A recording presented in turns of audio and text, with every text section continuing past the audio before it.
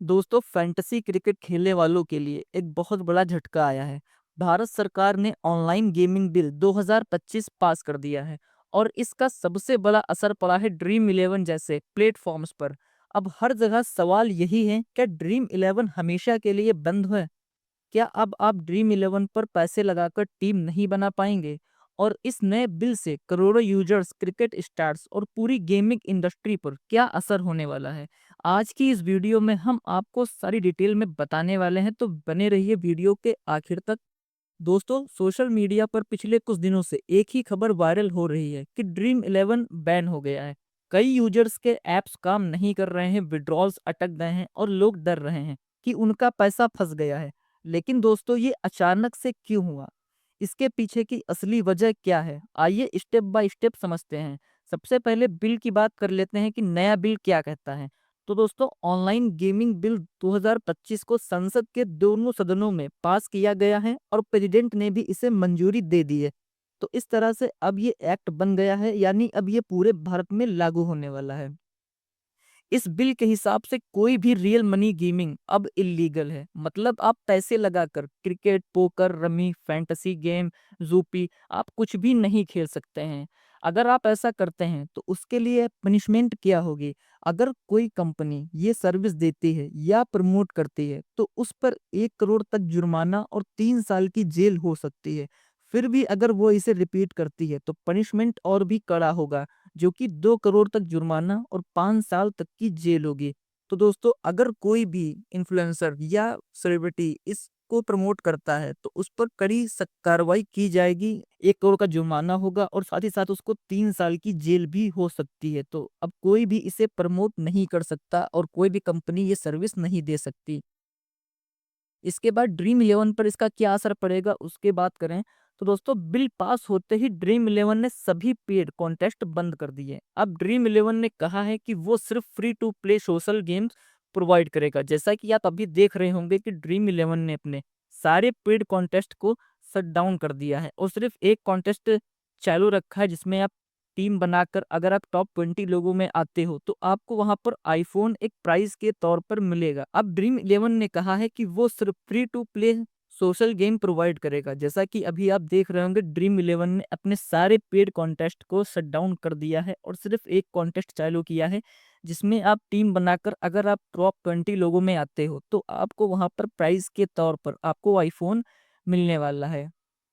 यानी आप अभी भी टीम बना सकते हो, लेकिन पैसे लगाकर जीतने का सिस्टम अब नहीं होगा। इसके बाद जो 28 करोड़ यूजर्स हैं उनका क्या होगा? दोस्तों, ड्रीम इलेवन के करीब 28 करोड़ रजिस्टर्ड यूजर्स हैं। इनमें से करोड़ों यूजर्स रोज पेड कॉन्टेस्ट खेलते थे। अब उनके लिए ये ऑप्शन खत्म हो गया है। फिर अब सवाल आता है कि यूजर्स के पैसे का क्या होगा?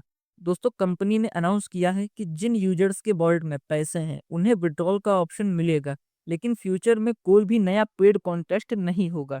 तो अभी कंपनी ने सिर्फ वन वे ट्रांजेक्शन चालू की है। आप अपना पैसा विड्रॉल कर सकते हो, लेकिन आप उस ऐप में पैसा डिपॉजिट नहीं कर सकते।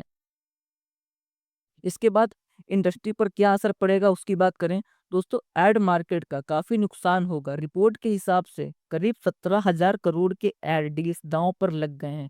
बॉलीवुड स्टार्स जैसे रणबीर कपूर, क्रिकेट लेजेंड्स जैसे धोनी, शुभमन गिल, सबकी स्पॉन्सरशिप डील प्रभावित हुई हैं, क्योंकि इनके काफी अच्छे कॉन्ट्रैक्ट थे ड्रीम इलेवन, माई इलेवन सर्कल से, और इनको काफी अच्छा वहां पर अमाउंट पे किया जाता था। तो ये सारा कुछ अब इनको इफ़ेक्ट करने वाला है।